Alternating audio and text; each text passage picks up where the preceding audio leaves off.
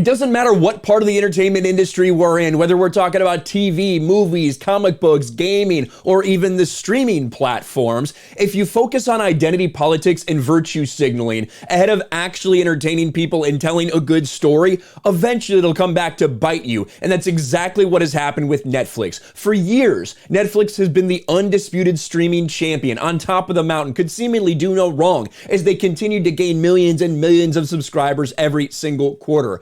But all of a sudden that stopped. And over the last 6 months, you could see the stock price down nearly 70% over the past 6 months when you look at Netflix. Compare that to what it looked like the last 5 years, up and up and up and up and up till it finally hits this peak and is now cratered because they are now bleeding subscribers. As so many streaming platforms take the things that people were subscribed to Netflix for, whether that's things like The Office or Parks and Rec, things that were constantly binged on Netflix, all you have left is identity politics driven garbage. So much of Netflix's original content was focused at these fringe groups, and it didn't matter before, but it certainly matters now, to the point where Netflix is now firing 300 more people. This is on top of the 150 people they laid off just a few months ago, because clearly they still have a lot of budget to cut.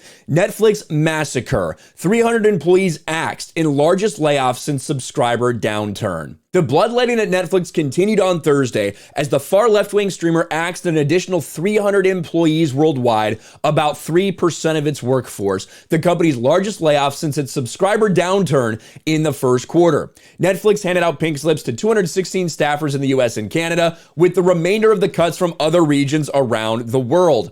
In May, the streamer laid off 150 people, or close to 2% of its workforce, as part of its ongoing efforts to cut spending amidst a catastrophic subscriber forecast for the months ahead.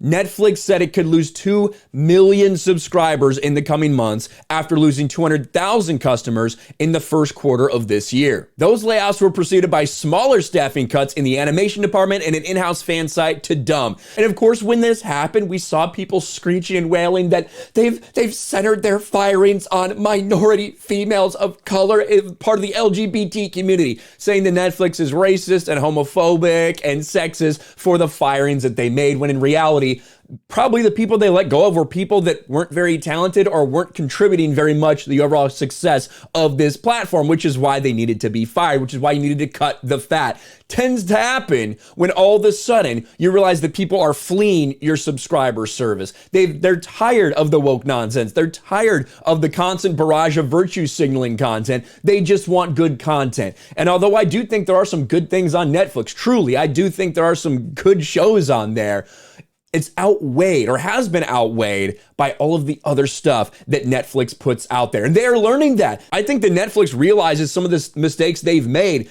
to the point where they put out this memo just a few weeks or a month ago. Netflix issues anti-censorship section in company culture memo following woke employee protest.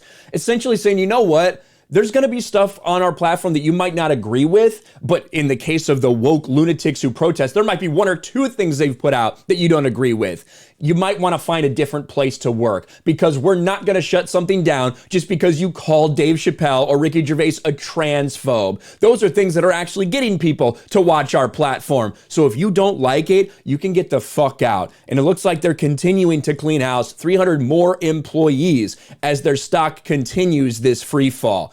I don't know if this is going to help. I don't know if they're going to be able to turn it around quick enough. I think for the most part, the bleeding's probably over for Netflix. When you look at this, when you look at the fact that it has kind of steadied off here, dropping 70%. But a lot of people are going to be looking at Netflix to see what they do going forward. They were the first big streamer. And now, as they've hit the cap, and they're starting to lose subscribers, will they do the right thing and just focus on entertainment and telling great stories as opposed to all the woke nonsense? Only time will tell for Netflix. Let me know what you think about this in the comments below. Smash a like button, subscribe to the channel, ring the bell for notifications, share this video out there, and I'll talk to you later. Thanks for watching, everyone, and a huge shout out to my patrons. I appreciate you guys so much. Want to follow me on Twitter or Instagram? Check out the description below. You'll find links to my P.O. box and my Patreon as well. And I'll talk to you guys later.